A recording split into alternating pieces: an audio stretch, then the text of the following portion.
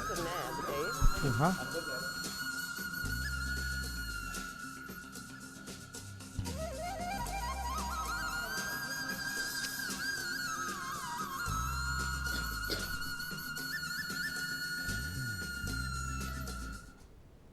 नमस्कार, दूरदर्शन के कार्यक्रम नमस्कार एमपी में आप सभी का स्वागत है। मैं हूं आपके साथ प्रिया। तो सजीव फोन इन प्रोग्राम नमस्कार एमपी आप देख रहे हैं। 8 बजे से 9 बजे तक हम लाइव रहने वाले हैं। तो सबसे पहले जो डिस्प्ले हो रहे हैं फोन नंबर्स आप उनको नोट कर लीजिए। 0755 भोपाल का कोड 2660049। इसके अलावा 180023300040 हमारा टोल फ्री नंबर है, यानी निःशुल्क सेवा का भी आप इस्तेमाल कर पाएंगे।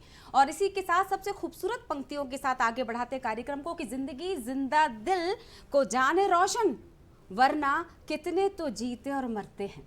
ये रोशन साहब ने कहा था और इसीलिए मुझे ये शहीद याद आ गए हैं, क्योंकि आज ही के दिन हमने इन्हें खो भी दिया था। जी हाँ, ये लाइन उन अमर शहीदों की ज़बान से निकली थी जिन्होंने देश की आज़ादी की खातिर फांसी के फंदे पर चढ़कर अपनी जान कुर्बान कर दी और हमें आज़ादी दी थी। अगर मैं बात करूं रोशन जी की, जो कि और इन्हीं के साथ अशफाक उल्लाह खां साहब और इन्हीं के साथ पंडित राम प्रसाद बिस्मिल, जब ये दो नामों का जिक्र होता ना, हम तस्वीरों में भी आपको बता रहे हैं स्क्रीन पर, जब इन खास तौर से अगर मैं दो लोगों की बात करूं, अशफाक साहब और राम प्रसाद जी, तो इनकी दोस्ती के किस्से तो ऐसे थे कि आज भी अगर मिसाल देनी हो तो इनकी दोस्ती की दी जाती है, जिन्होंने पूरे देश में गंगा जमुनी तहजीब की मिसाल पेश की थी। तो भारत की आज़ादी के संघर्ष में क्रांतिकारियों की किसी घटना का अगर सबसे ज़्यादा महत्व होता है तो शायद काकोरी कांड का ही होता है।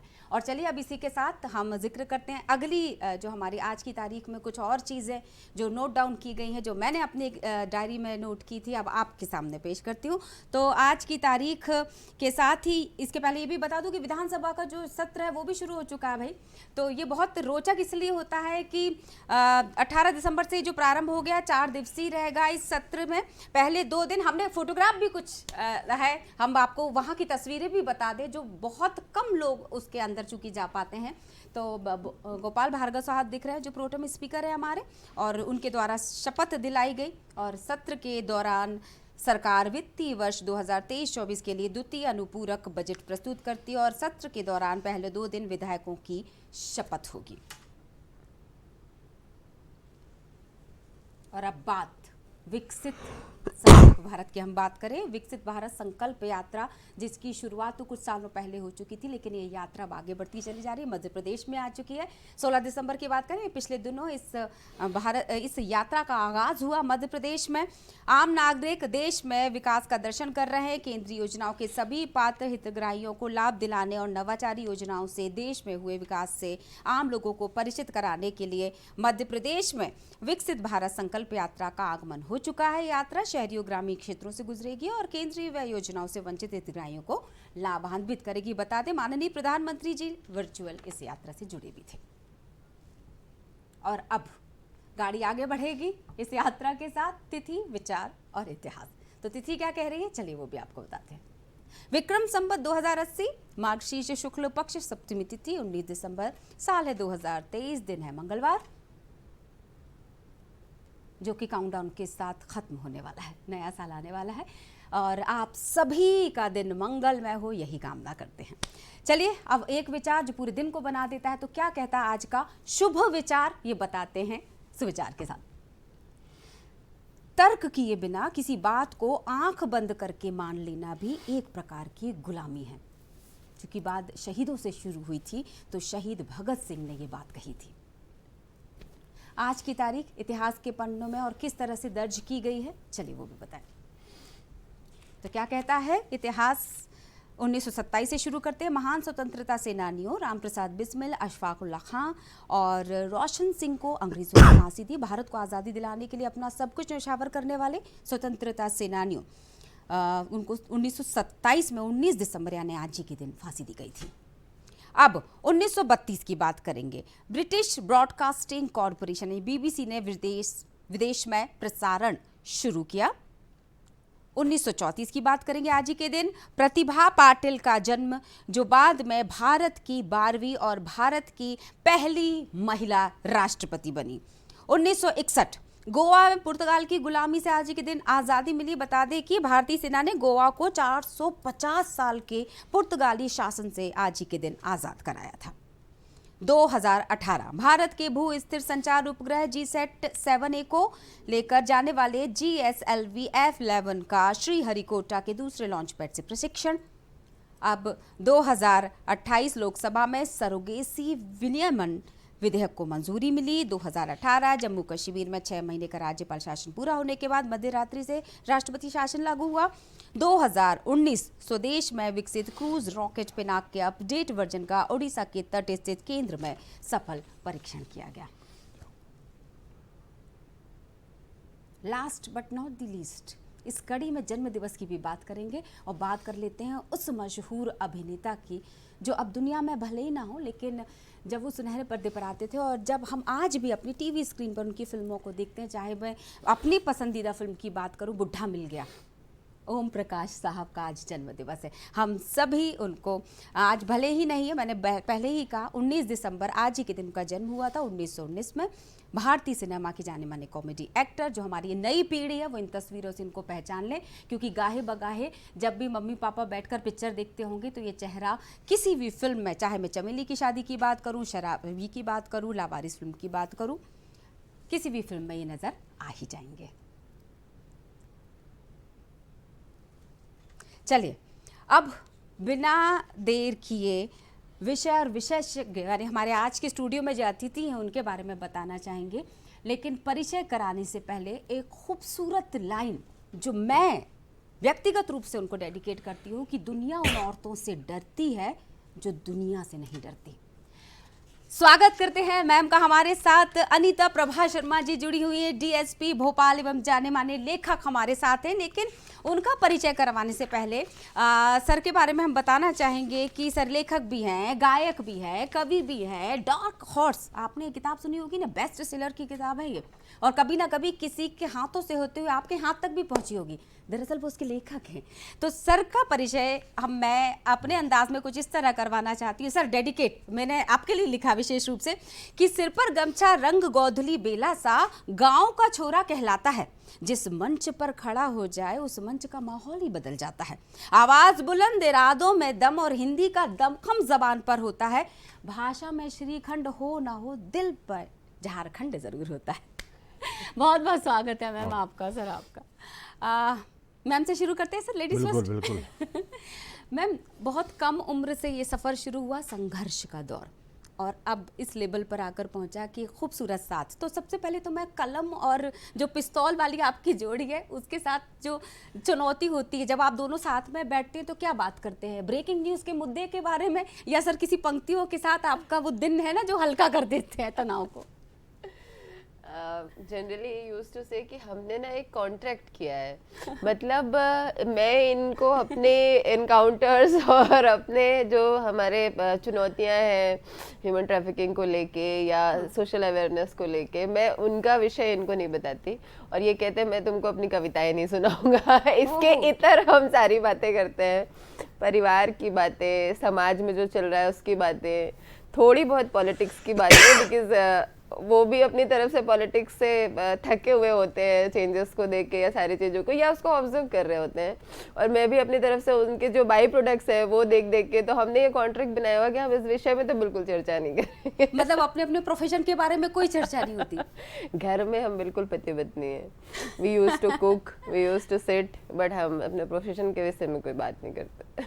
कलम से जब दोस्ती हो जाती है तो अपने आप वो ना लेखक दूसरे व्यक्तित्व में भी उतरने लगता है।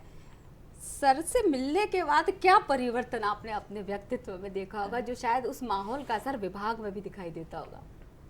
हाँ, मैं थोड़ा बेवाक तो थी पहले से, बट फिर भी एक बार हायरार्की को लेके थोड़ा चिंतित रहती थी, बट अभी I have become good orator, मैं अपनी बात क्लियरली कह पाती हूँ और बहुत चिंता भी नहीं करती, और मतलब समाज को लेके जो समझ है ना, कहीं से भी वो चुटीलापन आ जाना, कहीं भी ऑब्जर्वेशन क्लियर कर लेना, कहीं से भी कोई चीज़ निकाल के थोड़ी देर के लिए माहौल को हिलेरियस कर लेना, तो वो चेंजेस मेरे अंदर आए हैं। और बट ऑब्वियस एक बहुत बड़ा चेंज है कि now you have a banking, कि अरे पीछे जाएंगे तो somebody is there जो ऐसा जिसकी लैप है कि हाँ हाँ ठीक है आ जाओ। क्या बात है। That like of thing is also कि बहुत बड़ा सपोर्ट है ये, और सपोर्ट बहुत सशक्त सपोर्ट है ये, मैं ये कहना चाहती हूँ। और मैं पहले भी थोड़ा बहुत लिखती थी, और मैं तो इनको मिली ही क्योंकि मैं इनके किताब की पाठिका थी, परंतु अब लिखने पढ़ने और चीज़ों को मतलब एक जो गहरी समझ है धीरे धीरे वो भी डेवलप हो रही है। नजरिया और अलग हाँ होके होगा। बिल्कुल बिल्कुल बिल्कुल। सर, दो अलग अलग प्रदेश हैं, अलग अलग विधाएं हैं आप दोनों की। मैम ने तो कितने आसान भाषा में समझा दिया कि वो चर्चा ही नहीं होती इस तरह के मुद्दों की। एक सवाल ना जो आप लोगों से मिलने की उत्सुकता थी, मन में उठ रहा था। आपने डार्क हॉर्स की बात करूं या दो और उपन्यासों की बात करूं जिसको लेकर आप हाल ही के, अगर मैं यार दीवार, क्या आपकी यार जादूगर, यार जादूगर, उसके बारे में भी चर्चा करूंगी। तो कभी ऐसा लगा कि मैम तो ऑलरेडी इतनी सशक्त हैं, ये सवाल तो मुझे लगता है कि पूछा ही नहीं जाना चाहिए कि एक महिला को सशक्त बनाने के लिए परिवार का पूरा हाथ होता है, वो तो शुरू से ही संघर्षशील रही हैं। तो किस तरह का आपने बदलाव महसूस किया जब मैम से आप मिले? एक लेखक में भी परिवर्तन आता है क्या? नहीं, बिल्कुल। लेखक तो या कलाकार उसके साथ तो सबसे जो कि मूल बात होनी चाहिए कि उसको तो सतत परिवर्तनशील होना चाहिए। आप अगर नए परिवर्तनों को स्वीकार नहीं करेंगे तो फिर आप पुराने हो जाएंगे। हाँ। और ये बात मैं शुरू तो लेखक से कर रहा हूँ, लेकिन हाँ। असली बात यह है कि दुनिया में किसी भी व्यक्ति को नए परिवर्तनों के लिए तैयार रहना चाहिए। और अपने व्यक्तित्व को ये कहना कि मैं किसी की सुनता नहीं, बहुत लोग इसको बहुत गर्व से और अपने व्यक्तित्व की विशिष्टता बताते हैं। अच्छी बात सुननी ही चाहिए और फिर उसको स्वीकार करके खुद में अमल भी करना चाहिए। तो मेरे लिए तो वो दोनों फायदे का है। एक तो अपने व्यक्तित्व को भी लचीला रख के स्वीकार करने का, दूसरा कि अगर आप लेखन में भी लोगों के विचार नहीं सुनेंगे, उसको जीवन में स्वीकार नहीं करेंगे, तो आप अपने अंदर की ही बातों को अगर दुनिया पर थोपेंगे बिल्कुल सर। तो फिर आप एक असफल लेखक कहलाएंगे और एक ऐसा व्यक्ति जिसका ताना बाना अंदर किसी तानाशाह के रेशे से बुना हुआ है, और वो अपने ही काल कोठरी में फिर बंद होके एक दिन दम तोड़ देता है। जैसे किसी काल में राजाओं की काल कोठरी में कई प्रतिभाएं दम तोड़ देती थी, तो आपकी प्रतिभा अपने ही काल कोठरी में दम घुट के दम तोड़ देगी। इसलिए ये जरूरी होता है कि आप परिवर्तनों को स्वीकार करें। अब अच्छा है कि अगर आपका जीवन साथी आपको परिवर्तित करे तो उसको आप खुशी खुशी स्वीकार सकती हैं। आपको ईगो का कोई प्रॉब्लम नहीं होगा।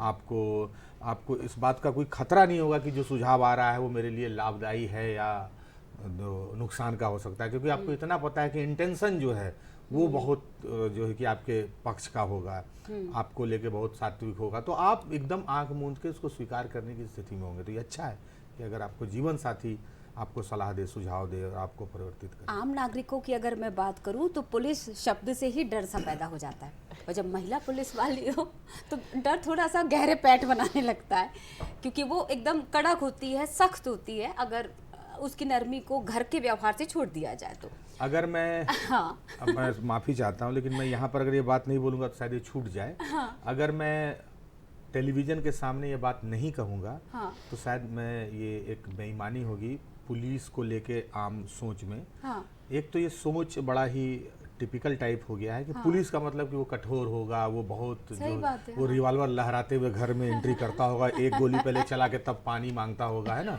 और जो है कि उसके बाद बेल्ट लहराने लगता होगा घर में खाना खाने के लिए। ऐसा कुछ पुलिस के बारे में नहीं है। ये मैं अपनी पत्नी के अलावा पहले जीवन के अनुभव से बता रहा हूँ कि मेरे कई मित्र, कई मेरे सीनियर, कई मेरे बड़े भाई जो पुलिस की नौकरी में हैं, उनका कूलनेस उनको एक सफल पुलिस अधिकारी बनाता है।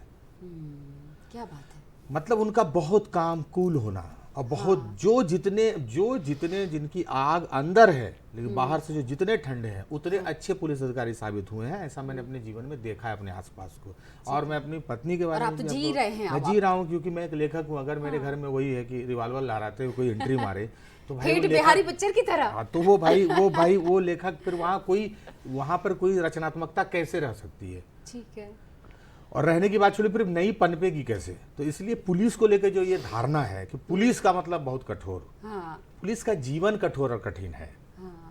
और पुलिस के लिए चुनौती है कि उस कठोर और कठिन आवरण में भी अपना जो है रेशमी रेशा बचाए रखना, अपने व्यक्तित्व का हंसी खुशी, है ना, चेहरे पर वो बचाए रखना। तो उनमें ये बहुत हद तक सफल है।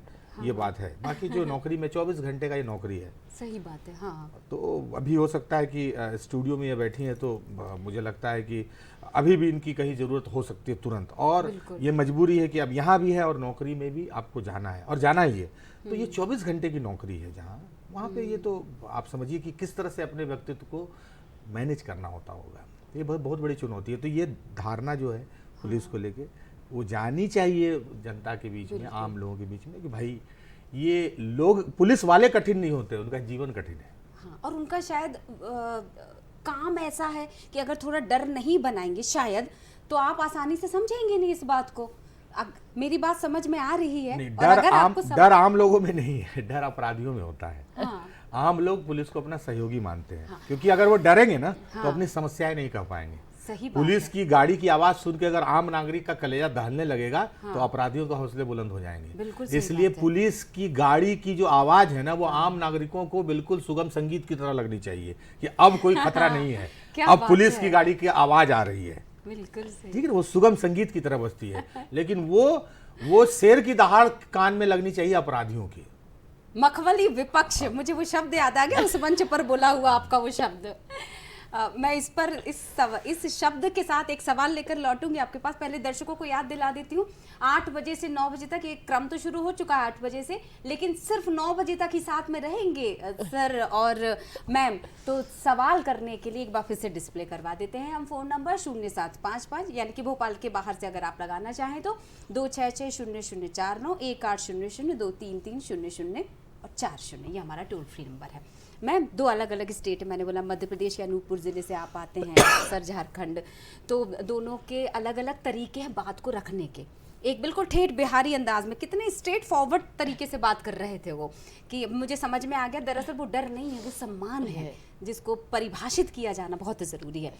और आपकी चीज़ों को कितनी आसानी से वो समझते हैं। आपकी 24/7 अगर जॉब है, शायद मुझे ऐसा लगता है कि सर भी कभी भी उठकर कलम लेके चल देते होंगे, क्योंकि एक लेखक को थोड़ा सा एकांत चाहिए होता है हर एक चीज़ से। तो सर भी कभी भी झोला उठा के चले वाला जो गाना है, ऐसा कुछ होता है कि चलो अब मैं जा रहा हूँ अनीता, तुम ध्यान रखना अपना। ये लेखक के साथ साथ परफॉर्मर भी हैं, तो मोस्ट ऑफ द टाइम ये बाहर ही होते हैं। जैसे हम दिसंबर की बात करें तो वो कुल मिला के 2-3 टुकड़ों में 6 दिन ही घर पर रहे हैं। तो एक विषय तो ये होता है कि जब प्लान्ड प्रोग्राम है कि दिस इज द टाइम, इसमें फ्लाइट से जाना है, ट्रेन से जाना है, यहाँ जाना है, यहाँ पहुँचना है, इस दिन आएंगे, तो वो बात तो चलिए फिर है, उसके अकॉर्डिंग आदमी ताना बाना बुन लेता है। महिलाएं जैसा कि अच्छा उस समय में हो सकता है घर पे रहूं तो आज ये भोजन बना लेंगे। लेकिन मोस्ट ऑफ द टाइम जब होते हैं तो अगर मान लीजिए मैं मॉर्निंग आवर्स में हूँ या मैं अगर थोड़ी देर तक रुक गई या बीच में आई, देन अब हम जा रहे हैं कुछ पढ़ेंगे, अब हम जा रहे हैं कुछ लिखेंगे, तो इनका एक कमरा है, जिसको ऐसा कह दो कि इनका कमरा है, तो ये समवेयर्स गेट ऑफेंडेड, बट एक्चुअली में वो उसमें जाते हैं अपना वही जिसको आप साधना कहते हैं ना, कि वो किताब रखी हुई है, कागज रखे हुए हैं, अब तो खैर मोबाइल है तो मोबाइल में भी लिखते रहते हैं, रील्स का जमाना है तो उसमें कुछ ना कुछ वो करते रहते हैं। उसके अलावा हाँ, but he used to see this कि मतलब हम थोड़ा घूम के आते हैं, तो मतलब वो ऑब्जर्वेशन जो करना है, कहाँ जाएंगे घूमने मुझे नहीं पता है, बट ये सडन आता है कि अच्छा अब हम जाते हैं कुछ पढ़ेंगे, ठीक है, अब हम जाते हैं कुछ देख के आएंगे। एंड आफ्टर दैट मतलब इससे पहले मेरी पोस्टिंग रायसेन में थी, तो ये बहुत कम दिनों के लिए वहाँ आते थे, एंड आई यूज्ड टू से कि हाँ ठीक है, मैं आती थी, मेरे लिए तो ये सामान्य बात, मैं आती थी देखती थी कि हाँ बैठे हैं या कुछ लिख रहे हैं या जो भी मोबाइल चला रहे हैं, मैं तो ऐसा बोलती थी आजकल मोबाइल में लिखते हैं। बट आफ्टर 10-15 डेज शाम को जब मैं बैठी तो इन्होंने कहा कि आज हमने ये ना एक गाना बन गया है, और यू वोंट बिलीव वो रील बनाने वाले लड़के वहीं की रचना है, और वो जो मतलब मुझे ये लगता है कि मीनवाइल में बहुत मोनोटोनस होता है, आई डोंट नो वो कैसे करते हैं और कैसे उसको जीते हैं, क्योंकि आप मीनवाइल में कुछ पूछो आज क्या किया या आज क्या लिखा आपने, तो मुझसे कई लोग बोलते हैं, जैसे मैं किसी से मिलती हूँ बोलते हैं कि आज क्या लिखा सर ने, या कोई नई बुक आ रही है क्या, मैं इसका जवाब देने में बहुत असक्षम हूँ, लेकिन मुझे पता है कि कुछ नितांत क्लियर चल रहा है। अब जैसे ये कहते हैं, जैसे ने पहला अपना उपन्यास लिखा था, वो अभी नेट पे काफी वायरल है। ही सेड कि हमको लेखक बनने की बहुत जल्दी थी, क्योंकि हम कुछ नहीं बन पा रहे थे और हमको लगा लेखक तो कमरे में बन सकते हैं। तो सब में आई सेड कि हाँ ये लेखक का कमरा है, कोई बात नहीं। कुछ नहीं कर सकते हैं। एक बात याद आ गई, शाहरुख खान साहब की मम्मा ने कहा था कि जो कुछ नहीं करते वो कमाल करते हैं, ये तो कमाल कर रहे हैं। 2 लाख से ज्यादा प्रतियां, मुझे ऐसा लग रहा है, अगर मेरी जानकारी गलत नहीं है, 1 मिलियन 10 लाख से ज्यादा प्रतियां। और अब यार जादूगर की बारी आ चुकी है। अलग अलग प्रतिक्रियाएं अब मिलनी शुरू हो गई, क्योंकि उस किताब के बारे में तो बात करना वो पुरानी बातें हो गई हैं, लेकिन फिर भी कुछ यादें तो जहन में हमेशा रहती हैं किताबों से जुड़ी हुई। किताबें एक लेखक को हमेशा स्थापित बनाए रखती हैं पीढ़ी दर पीढ़ी। आप कहते हैं बरगद के पेड़ की तरह होती है। थोड़ा सा आगे बढ़ा देते हैं इस बात को। हाँ, तो आपने दोनों बातें कह दी कि किताबें पुरानी हो गई वो बात, और फिर आपने बरगद रोक के फिर उस बात को फिर से वापस ला दिया कि वही है कि किताबें पुरानी नहीं होती हैं, उसकी उम्र पुरानी होती है, तासीर पुरानी नहीं होती है। वाह। यानी कि 500 वर्ष पहले लिखी गई किताब भी आज प्रासंगिक हो सकती है, और उसकी आग अभी भी उतनी ही उसमें ताप होगी। तो वो उसकी उम्र हो सकती है, लेकिन कहते हैं कि कुछ चीज़ें जितनी उम्र दराज होती हैं उतनी काम की होती हैं, ठीक है ना। तो किताबें उनमें सबसे पहले नंबर पे है। लोग हालांकि शराब को शायद 1 नंबर पे रखते हैं कि जितना वो पुराना हो शराब उतना नशा देता है, लेकिन असल बात यह है कि नंबर 1 पे किताब है, पहले नंबर पे। जितनी पुरानी किताब अगर वो काल दर काल जिंदा है तो वो बहुत काम की है दुनिया के लिए, मानवता के लिए। तो किताबों की तो उम्र खैर लंबी होती है। रही बात डार्क हॉर्स की, तो वो आज 7 साल 8 साल हो गए उसके लिखे हुए। पाठकों तक पहुंचने की उसकी रफ्तार दिन ब दिन बढ़ती गई। यानी कि आज भी वो किताब मुझे पहले दिन की तरह उत्साहित करती है। दूसरी बात, अब दूसरी बात की 2 किताबें और आई, औघड़ आई और यार जादूगर आई। तो उन दोनों की भी रफ्तार जो है वो डार्क हॉर्स की जैसी ही है। और ये इसलिए भी मैं बात ये कह रहा हूँ क्योंकि मैं बतौर लेखक ही मेरा करियर है, और अगर 8 साल तक आप किसी करियर पर सवार हैं, साइकिल के पीछे वाले करियर पर भी अगर आप सवार हैं, लोहे वाले करियर पर भी, तो इसका मतलब साइकिल चल रही है, इसका मतलब साइकिल चल रही है। तो मुझे लगता है कि किताब जो है कि पाठकों के बीच है और बहुत सक्रिय तरीके से। आप कहते हैं कि अगर अच्छा लिखना है तो पढ़ना सीखना होगा। लेखक वही बन सकता है जो अच्छा पाठक भी होता है। युवाओं के पॉइंट ऑफ व्यू से अगर मैं बात करूं, बहुत जल्दबाजी, जैसा कि मैम ने बताया था कि बहुत जल्दबाजी में लिखी गई वो किताब थी। आज का युवा तो वैसे ही घोड़े पर सवार रहता है। नहीं, मुझे लगता है कि युवा घोड़े पर सवार नहीं है। हमारे जो टूल्स हैं, हमारे जो हाथ में जो उपक्रम हैं, वो बहुत रफ्तार वाले हैं। इसलिए आपको जो जितनी तेजी से उंगलियां चल रही हैं, जरूरी नहीं कि जिंदगी भी उतनी तेजी से चल रही है। जिनको अभ्यास है इस बात का, जो वो समझ रहे हैं कि इंटरनेट की गति से जिंदगी नहीं चल सकती है। सही बात है। इंटरनेट की गति से आप केवल यंत्र चला सकते हैं, मोबाइल, लैपटॉप, जीवन टीवी, जीवन नहीं चलेगा।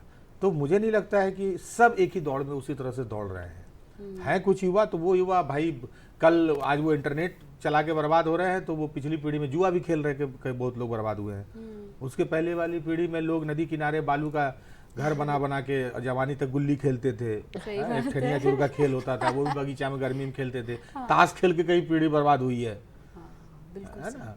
तो खलिहानों में जो जाती थी बेचारा, वो पुआल कटवाने और दिन भर ताश खेल के आती थी। शाम को पिताजी हिसाब लेते थे, पता चला कि इन्होंने जो धान काटने गया था उसके साथ भी बैठ के ताश और जुआ खेले हैं, और जो धान बेच के पैसा होने वाला वो सब पहले ही जुआ मार चुके हैं एडवांस में।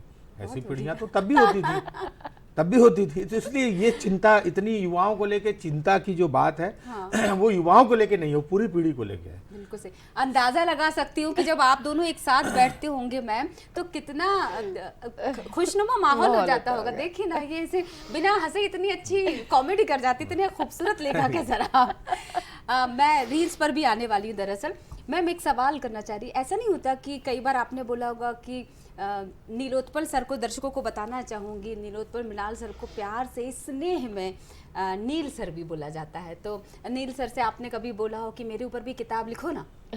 कभी ऐसा कुछ ये सर ने कभी सोचा हो कि यार मेरे पास इतनी सशक्त नारी मेरे घर में ही है, तो एक किताब, अगली किताब में अनीता प्रभा शर्मा पर लिखूंगा? मैंने भी और एक न्यूज़ एंकर ने इनको पूछा कि सर आपकी जीवन संगिनी ऐसे है तो आपने कभी प्रेम पर कोई कविता लिखी, या किसी ने पूछा कि आपका ये साहित्य देख के आता है कि साहित्य में इतनी सुंदरता कहाँ से आती। इनने बड़े सशक्त तरीके से उसका खंडन किया। सर नहीं, मैं कहाँ सुंदरता पे कविता लिखता हूँ, और मैं तो लिख भी नहीं पाऊंगा प्रेम पर कविता। मैं तो माटी पे गाँव पे कविता खूबसूरत हो, उस पर से सशक्त हो, तो फिर कविता तो अपने आप निकलनी चाहिए थी सर।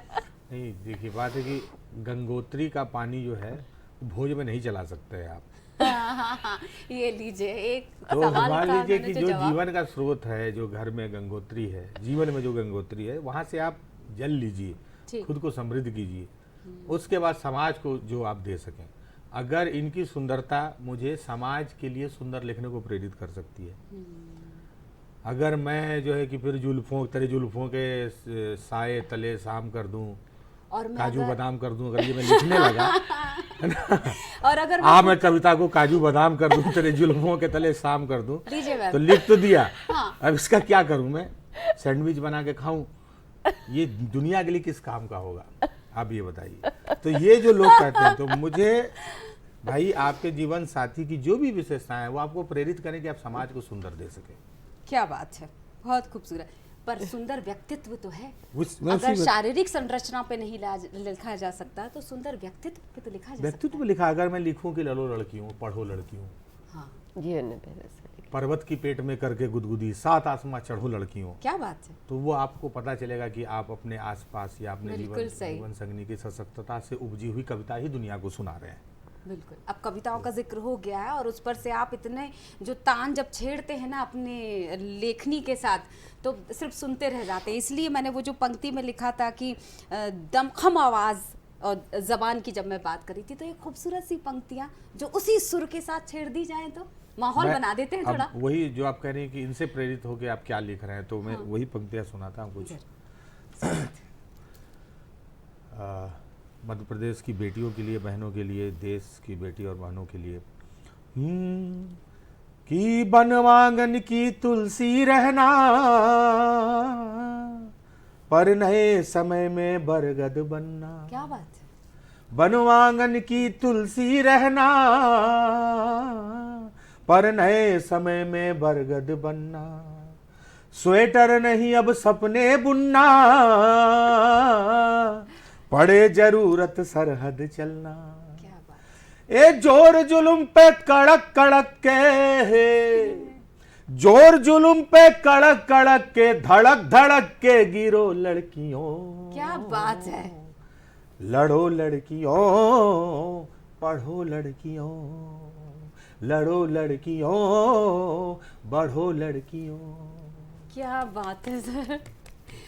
मैं अंदाज़ा लगा सकती हूँ कि जब मंच पर एकदम, अभी तो मुझे ऐसा लग रहा है आपने थोड़ा सा बंद आवाज़ में फिर भी इसको छेड़ा था, लेकिन जब मंच पर, खुले मंच पर जब आप तान छेड़ते हैं तो बिल्कुल सब मंत्र मुग्ध हो जाते होंगे। ये दूरदर्शन है, यहाँ आप कितना भी धीमे बोलिए, आप उसकी आवाज़ को ऊंची और दम देके पूरे देश को सुनाते हैं, तो दूरदर्शन पर अपना जोर लगाने की जरूरत नहीं है। ये सिस्टम ही ऐसा है कि यहाँ आप कितना भी धीमे बोलें, लेकिन आपकी आवाज़ बहुत जोर से देश तक जाती है। ये है तो लेखक व क्रिकेटर की तरह जो छक्का मार देते हैं हर सवाल पर, उसका तो जवाब ही नहीं। मैम, आपके जो जितना भी जीवन काल की अगर मैं बात करूँ, कम उम्र से लेके अभी तक के सफ़र में बहुत सारे उतार चढ़ाव आपने देखे होंगे। इतनी मेधावी छात्र रही, 10वीं में 92% आए थे। हाँ। है ना, चाहे कुछ भी हो जाए पढ़ना है। जो सर ने जो पंक्तियां पढ़ी हैं, दरअसल वो बिल्कुल सटीक बैठ रही। उन्होंने कहा भी कि डेडिकेट ही शायद कर दिया सर ने वो पंक्तियां सारी बच्चियों के साथ। तो पढ़ाई को लेके जो जुनून आप में रहा, चाहे कैसी भी स्थितियां बने, मैं चाहूँगी एक मैसेज आपके द्वारा भी इन पंक्तियों के साथ जाना ही चाहिए। चाहे कैसी भी स्थितियां बने, आप सजीव उदाहरण है इस बात का कि पढ़ेंगे तभी आगे बढ़ेंगे और अपनी जगह खुद बना पाएंगे। बिल्कुल। क्योंकि मुझे ऐसा लगता है कि जब आप अपनी खुद मुस्कान के मालिक खुद होते हैं तो दुनिया की कोई ताकत आपको रुला नहीं सकती। जनरली एक तो मैं मेरे दोनों पेरेंट्स शिक्षक थे, तो हमारे घर में पढ़ने लिखने का माहौल था।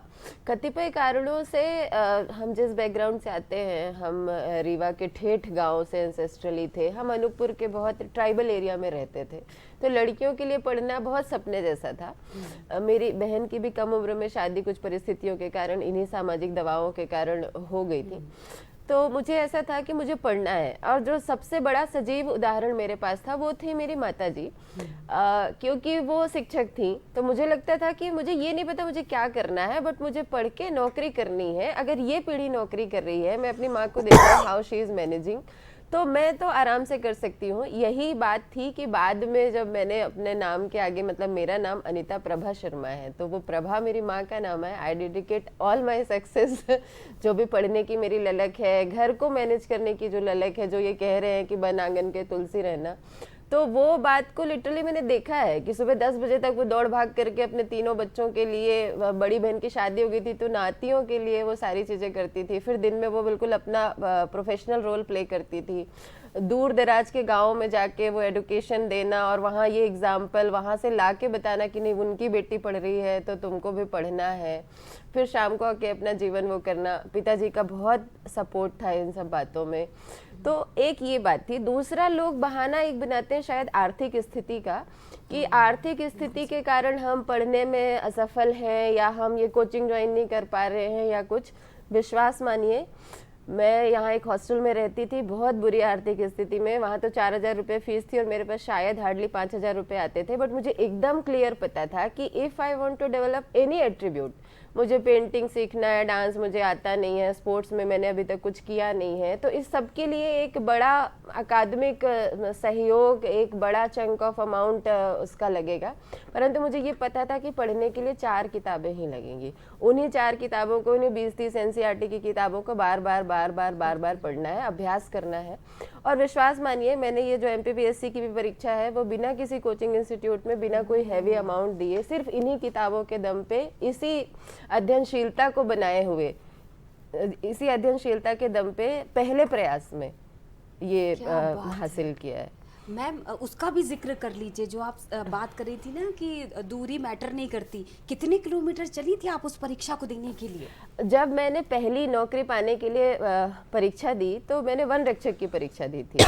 तो मैं आपको फिर कह रही हूँ, मैं तो मास्टर की लड़की थी, घर में बिस्तर में बैठ के पढ़ती थी लेकिन 14 किलोमीटर पहली बार चलना, वो शॉर्ट्स और वो पहन के छाले हो गए थे सब। लेकिन एक जो जिजीविशा थी, मैंने अपने पिताजी को देखा है, वो 27 किलोमीटर दूर साइकिल से स्कूल जाते थे जब मैंने पढ़ना शुरू किया था, और उसके बाद आके हमारे साथ पढ़ने बैठते थे। तो वो जिजीविशा जो बचपन से आई है मेरे अंदर, वो ही बात थी कि वो 14 किलोमीटर नहीं 24 किलोमीटर होता, पहले प्रयास में नहीं दूसरे प्रयास में। जब दूसरी बार मैंने सब इंस्पेक्टर की परीक्षा दी, तो पहले प्रयास में मैं रनिंग में फेल हो गई थी, लेकिन दूसरा प्रयास किया, और दूसरे प्रयास में ईश्वर की ऐसी अनुकंपा हुई कि कुछ हेल्थ इश्यूज भी थे, सर्जरी हुई थी 2 महीने पहले, फिर भी पता नहीं कैसे, शायद ईश्वर ये चाहता था कि मैं ये मिसाल पेश करूं और यहाँ बैठ के अपनी जर्नी बताऊं, सो दैट लोग और मोटिवेट हों, और किसी भी छोटे छोटे हर्डल को, रुकावट को अपनी नियति ना मान। बिल्कुल अपनी एक्चुअली नियति के सफलता पीछे नहीं रहे। सिखाती, दरअसल असफलता सिखाती है कि हमें बिल्कुल। आगे कैसे बढ़ना है। बिल्कुल।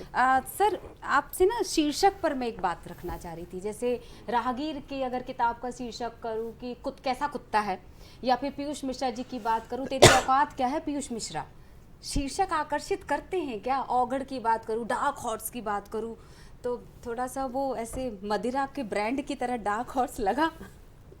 नहीं करते हैं, और लेकिन शीर्षक जो है कि वो बिल्कुल वो आपकी किताब से बहुत दूर के नहीं होते हैं। जैसे कि मान लीजिए कि जो किताब जिस तरह से रचा गया है, वो शीर्षक उसी से निकल के आता है। तो मैं मान लीजिए कि अगर अभी मध्य प्रदेश के किसी गांव पर कोई कहानी लिखूं और किताब का नाम हुला लुलू रख दूं तो वो नहीं, तो ये आकर्षित तो लगेगा, लेकिन लोग कहेंगे भाई इसमें ये क्यों डाला है। ठीक है। हाँ। तो इसलिए जो है कि किताब का नाम तो मैटर करता ही है। तो आपने जो भी 2 किताबों के नाम लिए, वो इसलिए भी इस तरह के नाम है क्योंकि वो उनकी किताब से जुड़ा हुआ है। पीयूष मिश्रा सर की जो किताब है कि तुम्हारी क्या औकात है पीयूष मिश्रा, तो उन्होंने अपनी आत्मकथा में इतनी बेबाकी से लिखा है कि वो सवाल वो किताब के शीर्षक में ही वो बात आ जानी चाहिए, वो वहीं से आपको लग जाता है कि इस किताब के भीतर क्या होगा। जैसे ही आप पढ़ते हैं तुम्हारी औकात क्या है पीयूष मिश्रा, तो आपको लग जाता है कि इस आदमी ने अपने सारी चीजों को बड़ी ईमानदारी बेबाकी से खोल कर रख दिया होगा। तो ये बहुत जो जस्टिफाई करने वाला नाम है, तो ये केवल आकर्षक नहीं है। इससे ज्यादा किताब मैं पढ़ चुकी हूँ और हर दिन जब उसको उठाती हूँ तो क्यूरियोसिटी होती कि अब क्या लिखने वाले होंगे वो। यही बात है। तो यार जादूगर में ऐसा क्या है, मैं चाहूंगी कि इसको एक्सप्लेन कर दीजिए ना।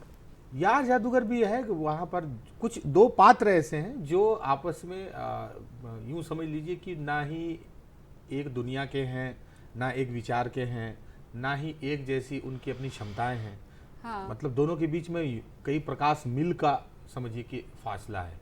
फिर भी दोनों कहानी में किसी परिस्थितिवश उनमें एक अपनी एक आपसी मेल मिलाप बढ़ता है और दुनिया को लेके उन दोनों के विचार आदान प्रदान होते हैं। अचानक कहानी में पता चलता है कि एक पात्र वो जो है कि वो इस लोक का है या कहाँ गया, वो जब नहीं मिलता है तो उस सेंस में वो किताब आगे बढ़ती है और जाके जब आपको जो चीज़ें जादू की तरह लग रही है कि उसका जो एक मित्र है वो एक जादू कर रहा है, वो अंत में आपको पता लगता है कि नहीं, वो कुछ ऐसी लौकिक शक्तियाँ थीं और ऐसी कुछ चीज़ें उसमें थी जो निकल के आई हैं। तो फिर जाके वो आखिरी में देखिए, पूरे यार जादूगर दो जगह लिखा गया है, एक किताब के कवर में, एक किताब का आखिरी शब्द जो है वो यार जादूगर है। ओहो। कवर आप जैसे उठाएंगी, फिर जब आखिरी जो किताब का पूरा आखिरी जो शब्द है वो यार जादूगर है। इस बीच में कहीं भी यार और जादूगर शब्द का इस्तेमाल नहीं है पूरी किताब में, लेकिन इन दोनों के पुल के बीच ही पूरी कहानी है। बिल्कुल, मतलब नदी का ये किनारा और नदी का वो किनारा और उसका जो ब्रिज है वो पूरी किताब है। वो पूरी किताब है। हाँ हाँ हाँ, बहुत सुंदर।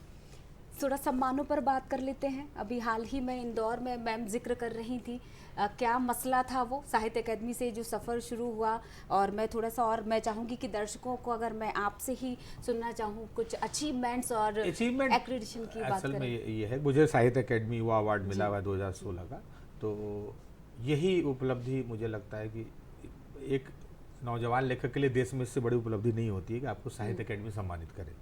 पहले तो ये हम भाई जिस अकेडमी के बारे में यूपीएससी की तैयारी के दौरान इंडिया ईयर बुक में पढ़ते हैं, वो संस्था आपको अगर सम्मानित करे तो ये बड़ी बात है, बहुत सौभाग्य की बात है। लेकिन उससे भी बड़ी बात यह है कि ये उपलब्धि कम है।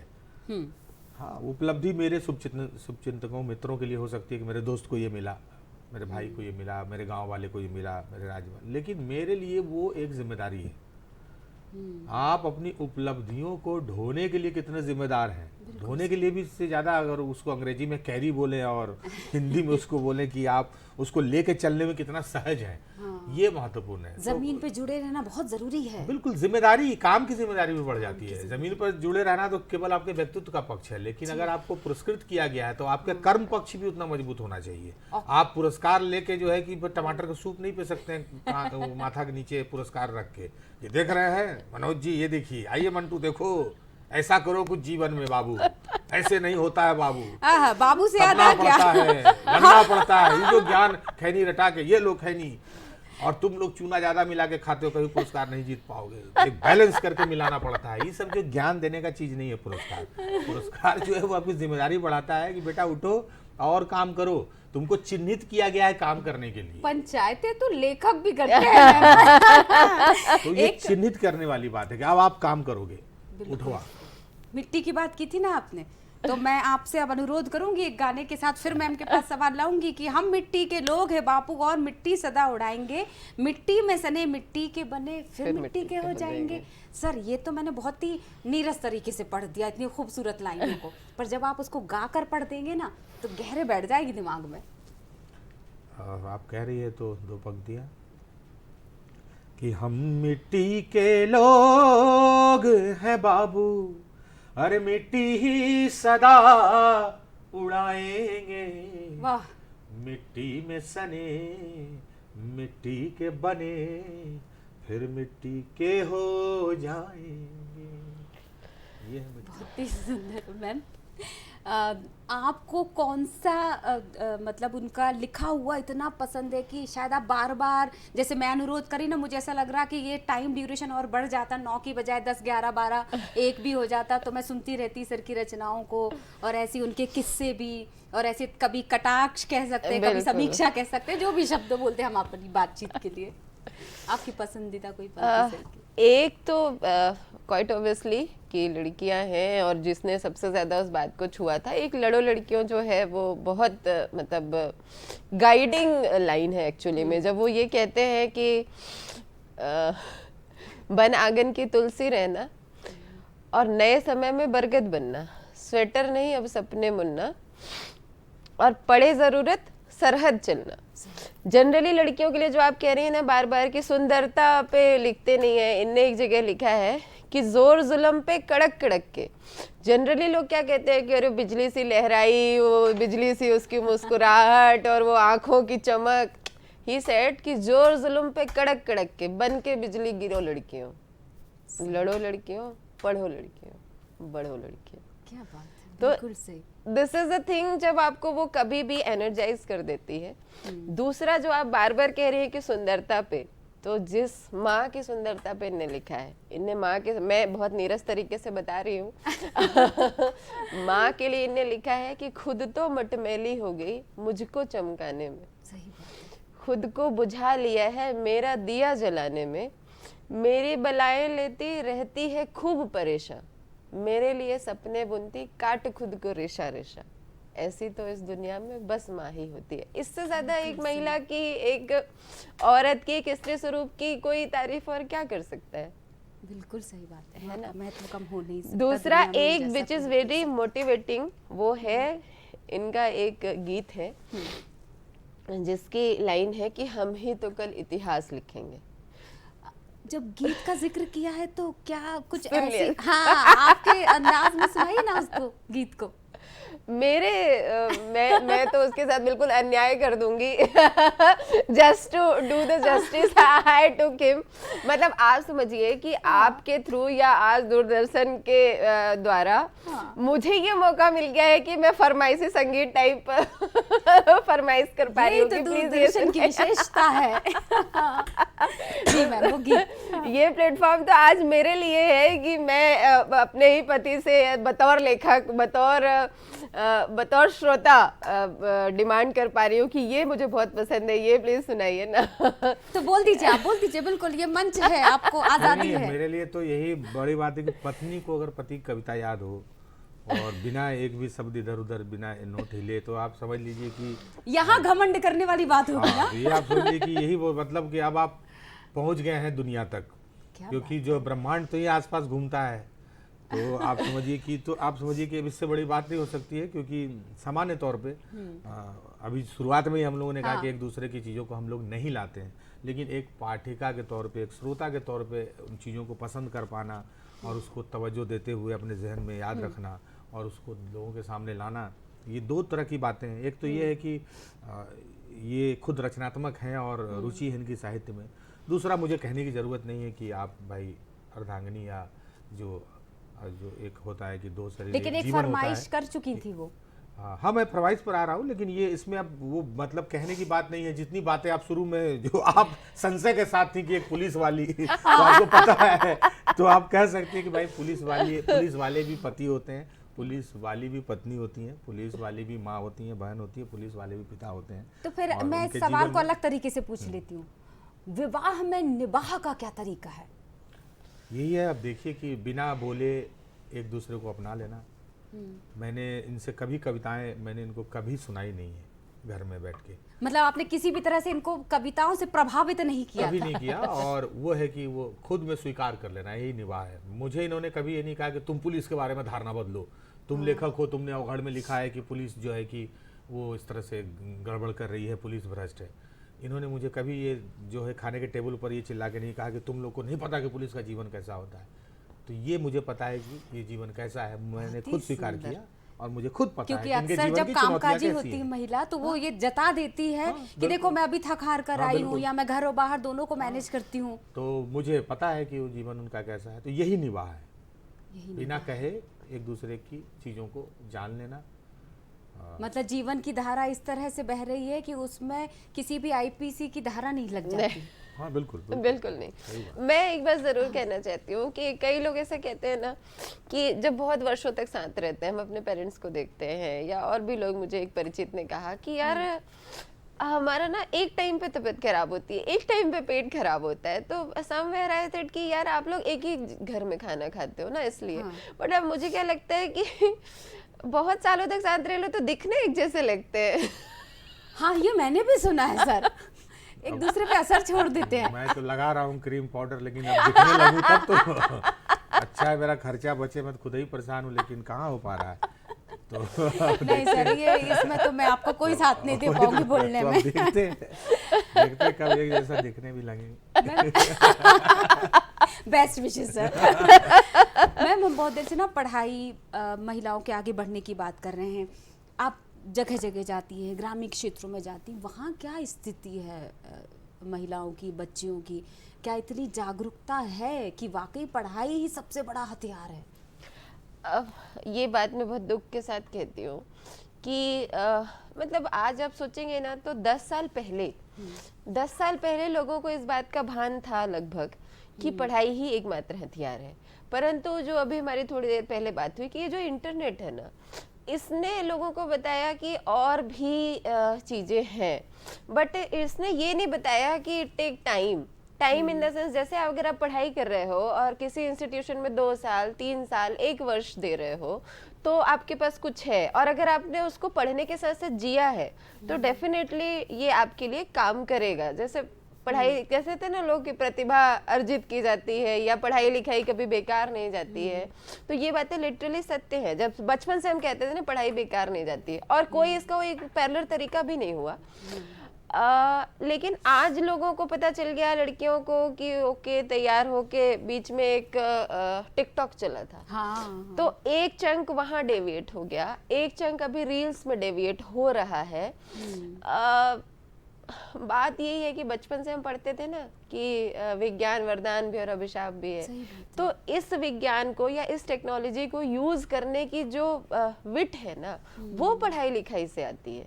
लेकिन इस बात को वो अभी समझ नहीं रहे हैं, शायद इस बात को, मतलब एक शॉर्टकट की फिंगर्स क्रॉस की और चीजें आ गई, वो शॉर्टकट जो है वो अभी इस पीढ़ी को थोड़ा सा उथला बना रहा है। अदरवाइज पढ़ाई लिखाई का जैसा 10 साल पहले माहौल था, मैं 10 साल पहले गांव में रहती थी या गांव में देखती थी, मैंने देखा, मैं रीवा के अपने ननिहाल गई थी तो वो लड़की, उस समय वो साइकिल योजना चली थी, लिटरली शी यूज्ड टू, वो साइकिल चला के और मऊगंज तक स्कूल जाती थी 7 किलोमीटर।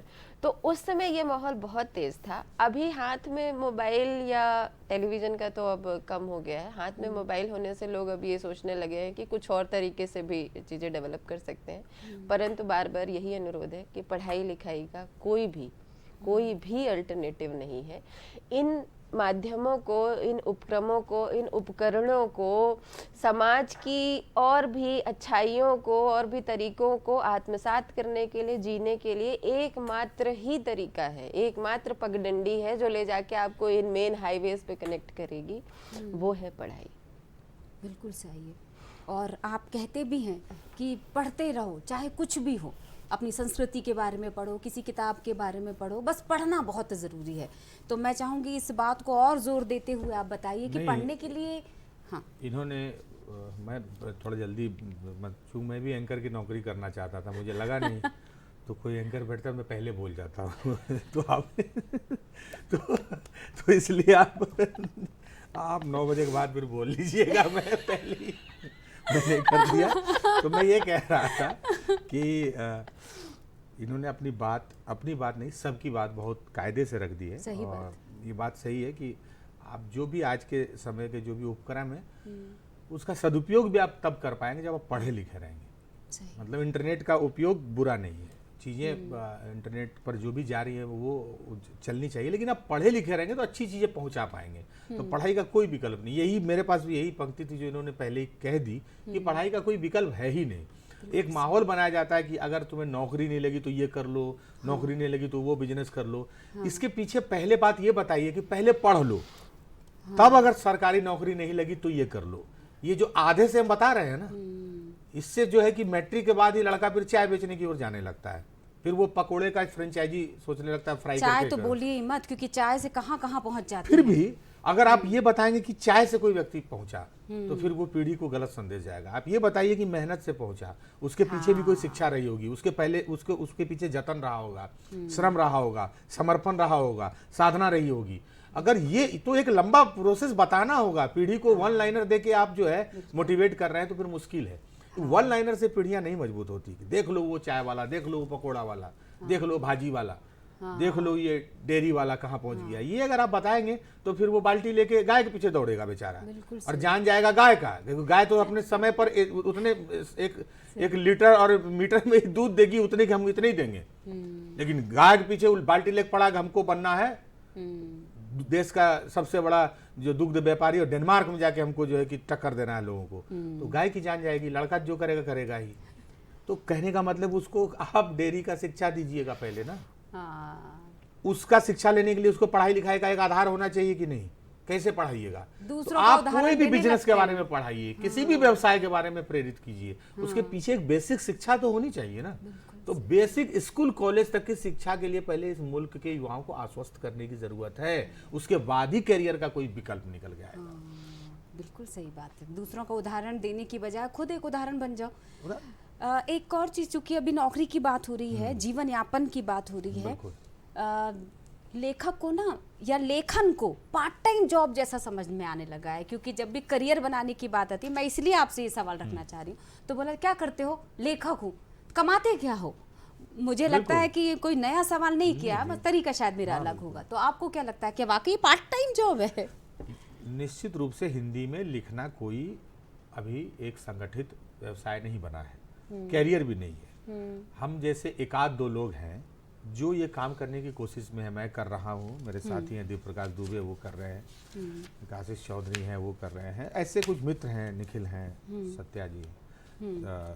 मतलब उसमें भी मूल रूप से नौकरी करने वाले, जो कि नौकरी के अलावा नौकरी छोड़ के ये काम कर रहे हैं, उसमें मैं हूँ, दीप प्रकाश दुबे और आशीष चौधरी जैसे लोग हैं जो केवल यही कर रहे हैं। उनके पास कोई नौकरी नहीं है। तो ये बहुत मुश्किल काम है कि आप लेखन को ही कैरियर बना लें, है ना। तो लेखन को ही कैरियर बनाना हिंदी में मुश्किल तो है, लेकिन अब अगर पाठकों का सहयोग मिल रहा है, हम लोग एक कोशिश कर रहे हैं कि एक पीढ़ी आए जो इसको एक व्यवसाय के तौर पे, एक कैरियर के तौर पे लोगों के सामने रखे, और फिर अगली पीढ़ी जो है इसमें एक संभावना ढूंढे। लेकिन मैं अभी भी कहूँगा कि अगर आप लेखक बनना चाहते हैं तो आपके पास एक प्लान बी होना ही चाहिए। वो इसलिए होना चाहिए कि हो सकता है कि मुझे तो मेरे पिता का सहयोग मिला और मैंने बहुत लंबा संघर्ष इसलिए भी कर लिया क्योंकि पीछे बाप खड़े थे।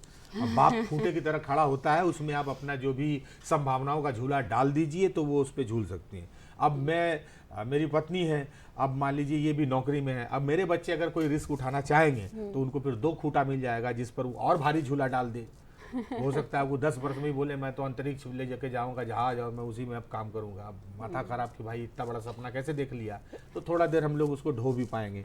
लेकिन मैं यही कहूँगा कि बतौर लेखन आप अपनी कैरियर ढूंढिए, लेकिन प्लान भी आपको रखना चाहिए। हिंदुस्तान में हिंदी में लेखक का जिंदा रहना एक चुनौती है। अगर पाठकों ने और इस व्यवस्था ने हम लोगों को जीवित रख दिया बतौर लेखक, तो हम कह पाएंगे अगली बार इसी दूरदर्शन पर आके कि भाई लेखन भी एक कैरियर है। और चूंकि लेखन की बात हो रही है, बाप की बात हो रही है, तो आप बहुत स्ट्रेट फॉरवर्ड बोलते हैं कि राइटिंग करना किसी के बाप के बस की बात नहीं। मैंने कहीं इंटरव्यू में आपकी ये लाइन सुनी थी, आपने सिखाना मैं बोल रहा था, राइटिंग सिखाना किसी के बाप के बस की बात नहीं। पढ़ते जितना रहोगे उतना अपने आप कलम चलने लग जाएगी। सीख लोगे, अभ्यास से आता है। बिल्कुल सही। मैम, बहुत अंतिम क्षणों पर हम पहुंच चुके हैं। खूबसूरत पूरी बातचीत ही बहुत ही खूबसूरत थी। एक ऐसा मैसेज जो आपको लगता है ये मंच माध्यम बन सकता है इस संदेश को देने के लिए, सुझाव आपके? एक तो मैंने आपको पढ़ने वाली बात कह दी, दूसरी एक बात है जागरूक रहना।